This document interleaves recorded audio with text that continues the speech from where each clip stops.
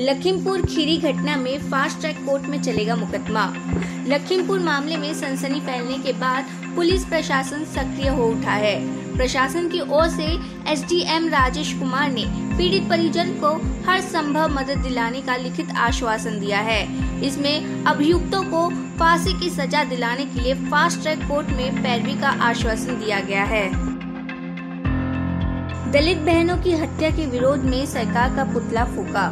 लखीमपुर में दलित बहनों की हत्या कर पेड़ से लटकाए जाने से जिले के सपा कार्यकर्ताओं में रोष है। समाजवादी छात्र सभा के बैनर तले कार्यकर्ताओं ने बृहस्पतिवार को इलाहाबाद विश्वविद्यालय छात्र संघ भवन पर प्रदेश सरकार का पुतला दहन किया। मैदानी जिले में अब लंपी का संक्रमण बढ़ा। उत्तराखंड में मैदानी क्षेत्रों में पशुओं में शुरू हुई लंपी बीमारी पहाड़ों तक पहुंच गई है। संक्रमण की रोकथाम व बचाव के लिए पशुपालन विभाग ने 4 लाख गॉड पॉक्स वैक्सीन का ऑर्डर भेजा है। रोग से प्रभावित पर्वतीय क्षेत्रों में पशुओं का टीकाकरण किया जाएगा।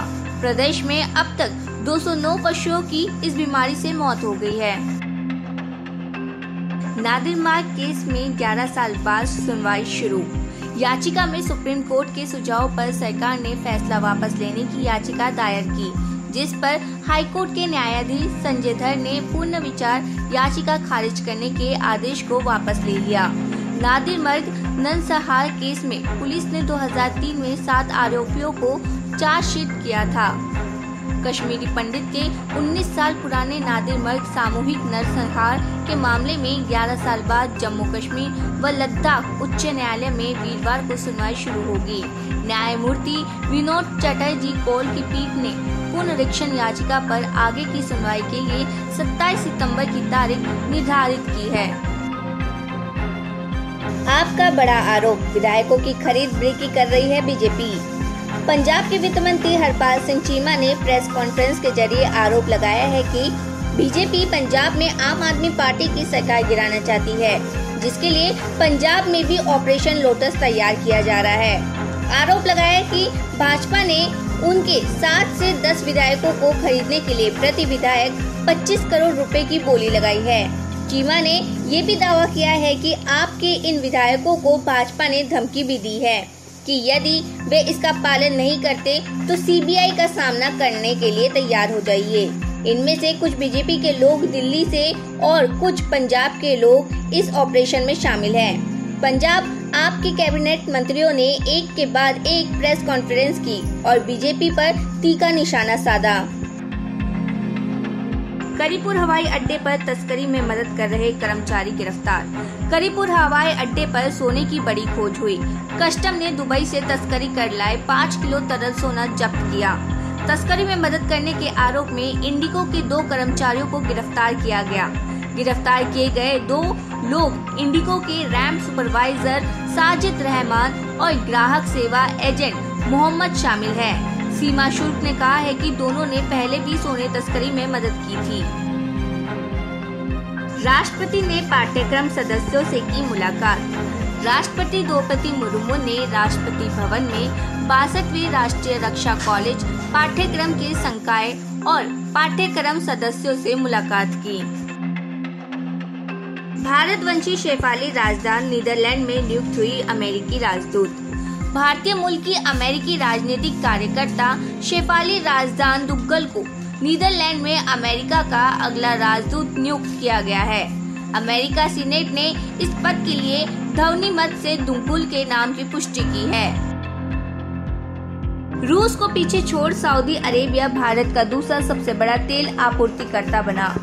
रूस को पीछे छोड़कर सऊदी अरेबिया देश का दूसरा सबसे बड़ा तेल आयातक देश बन गया है।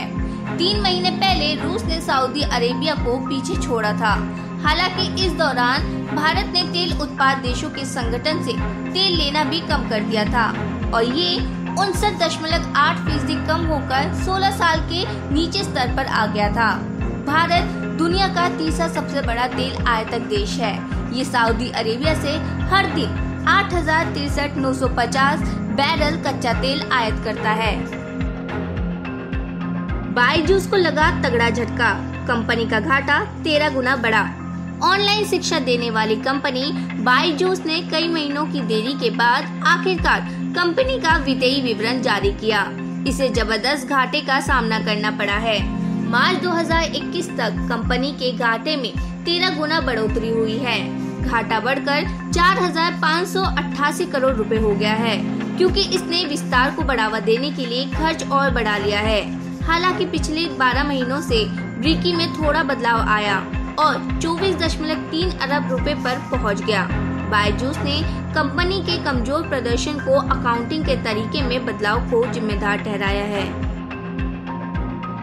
विरोध के बावजूद विधान परिषद में धर्मांतरण विरोधी विधेयक पारित हुआ। कर्नाटक विधान परिषद में विपक्ष के भारी विरोध के बीच विवादास्पद धर्मांतरण विरोधी विधेयक पारित हो गया। इस विधेयक का सदन में कांग्रेस और एचडी कुमारस्वामी की जनता दल सेक्युलर ने विरोध किया। आम आदमी पार्टी के देश भर में चुने गए प्रतिनिधियों का दिल्ली में होगा सम्मेलन। दिल्ली में रविवार को आम आदमी पार्टी का राष्ट्रीय जनप्रतिनिधि सम्मेलन आयोजित होगा। आपके राष्ट्रीय संयोजक अरविंद केजरीवाल इस सम्मेलन की अध्यक्षता करेंगे। आम आदमी पार्टी के देश भर में चुने गए जनप्रतिनिधियों का ये पहला राष्ट्रीय सम्मेलन होगा। आपके देश भर में चुने गए सभी विधायक, राज्यसभा सांसद, पार्षद, जिला पंचायत सदस्य, चेयरमैन, मेयर, ब्लॉक प्रमुख समेत अन्य जनप्रतिनिधि सम्मेलन में शामिल होंगे। कीमती तोहफा भेजने का झांसा देकर 6.5 करोड़ की ठगी। डीसीपी अमृता गुकुलोत ने बताया कि दिल्ली पुलिस की साइबर टीम ने नागालैंड के 3 निवासियों और एक नाइजीरियन नागरिक को 6.5 करोड़ रुपए एक महिला से ठगने के आरोप में गिरफ्तार किया है। वे नाइजीरिया में अपने सरगना को पैसे भेज रहे थे।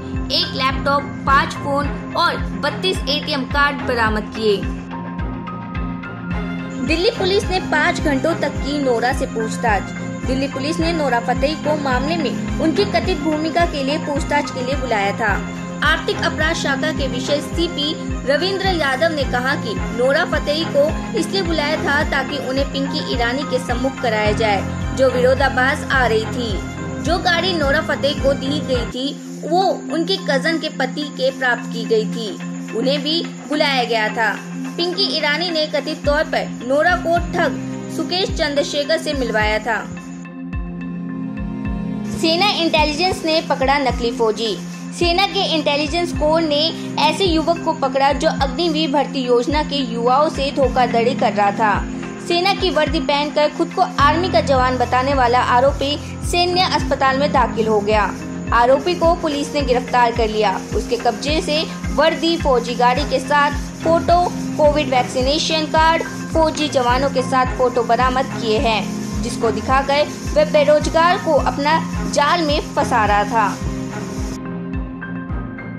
घरेलू शेयर बाजारों में लगातार दूसरे दिन गिरावट का सिलसिला कायम रहा और बीएसई का 30 शेयरों वाला सेंसेक्स 413 अंक टूटकर 60,000 अंक के नीचे आ गया। बीएसई सेंसेक्स खुला 60,676.12 अंक तक गया। हालांकि शुरुआती बढ़त गंवाने के बाद ये 412.96 अंक लुढ़क कर 59,944.01 अंक पर बंद हुआ। शिव कुमार को ईडी ने भेजा समन। कांग्रेस की कर्नाटक इकाई के प्रमुख डीके शिव कुमार ने कहा है कि प्रवर्तन निदेशालय में धन शोधन के एक मामले में उन्हें पेश होने के लिए समन भेजा है। कांग्रेस नेता ने ईडी के इस कार्रवाई को प्रताड़ना करार दिया और तलब किए जाने के वक्त पर भी प्रश्न उठाया। कुमार ने कहा है कि वे सहयोग करने के लिए तैयार है, लेकिन ये संवैधानिक तथा राजनीतिक कर्तव्यों के निर्वहन में आड़े आ रहा है। शिक्षक भर्ती घोटाले मामले में कल्याण में गिरफ्तार।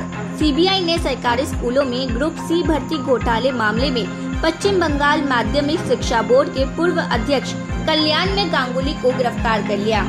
अधिकारियों ने बताया कि गांगुली को सीबीआई के कोलकाता स्थित कार्यालय तलब किया गया था और पूछताछ के दौरान सहयोग नहीं करने के बाद उन्हें हिरासत में ले लिया। भारत फिर बना चैंपियन। भारत ने कोलंबो में खेले गए फाइनल में 10 खिलाड़ियों के साथ खेल रहे नेपाल को 4-0 से करारी शिकस्त देकर सेफ अंडर 17 फुटबॉल चैंपियनशिप का खिताब बरकरार रखा। भारतीय कप्तान गुइटी को टूर्नामेंट का सबसे उपयोगी खिलाड़ी अंक गया, जबकि साहिल ने सर्वश्रेष्ठ गोलकीपर का पुरस्कार हासिल किया। केदारनाथ मंदिर के गर्भगृह की दीवारें मरने का विरोध। उत्तराखंड में केदारनाथ मंदिर के गर्भगृह की दीवारें पर सोने की परत चढ़ाने का विरोध शुरू हो गया है। धाम के तीर्थ पुरोहित ही विरोध कर रहे हैं। इनका कहना है ये परंपराओं के विरोध है, जिसका पुरजोर विरोध किया जा रहा है। केदारनाथ के गर्भगृह की दीवारों को महाराष्ट्र के एक भक्त के सहयोग से 230 किलो सोने से मढ़ा जा रहा है।